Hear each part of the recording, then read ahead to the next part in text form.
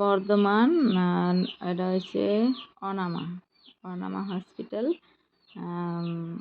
Gangpur station, অনামা hospital, অনামা। তো এখানে ছেলেকে নিয়ে ডাক্তার দেখাতে এসেছি।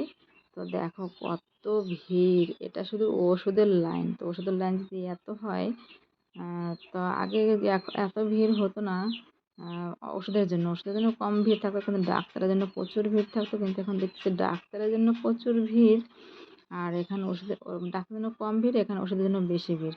যাই হোক, আমরা হয়তো একটু বেলাবেলি গেছি বলে তাই এরকম ভিড়টা দেখতে পাইলাম। তো আমাদের ডাক্তার দেখানো হয়ে গেল। ওখান থেকে 1টা 1:30 বাজে আমরা ওখান থেকে বেরিয়েছি ডাক্তার দেখিয়ে। আর এটা হলো গাংপুর স্টেশন। আমরা ট্রেনের জন্য অপেক্ষা করছি। তাই দেখো, এটা মেল ট্রেন যাচ্ছে।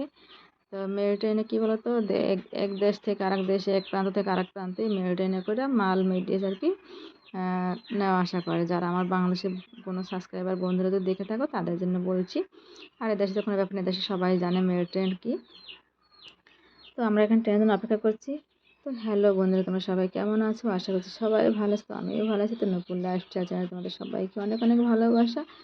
তো ছোট্ট একটা ভিডিও নিয়ে আসলাম, তো দেখতে থাকো, আশা করছি সবার ভালো লাগবে। তো আমরা ট্রেনে অপেক্ষা করতে করতে দেখো আমাদেরও ট্রেন এবার চলে আসছে। আমরা এবার ট্রেনে উঠে পড়বো। আর এখান থেকে বাড়ি যেতে যেতে কিন্তু আমাদের 4টা 4:30 বেজে গেছে, 3:30 4:30 বেজে গেছে, যেহেতু আমরা 3টে কতটা ট্রেনটা পেয়েছি তাই। তো দেখো ফাইনালি আমাদের ট্রেনটা এসে গেছে।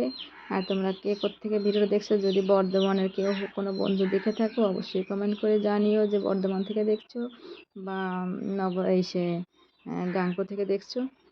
তো ভিডিও যদি তোমাদের কারো ভালো লেগে অবশ্যই লাইক কমেন্ট শেয়ার করে দিই। তোমরা সবাই ভালো থেকো, সুস্থ থেকো, সবাইকে টাটা।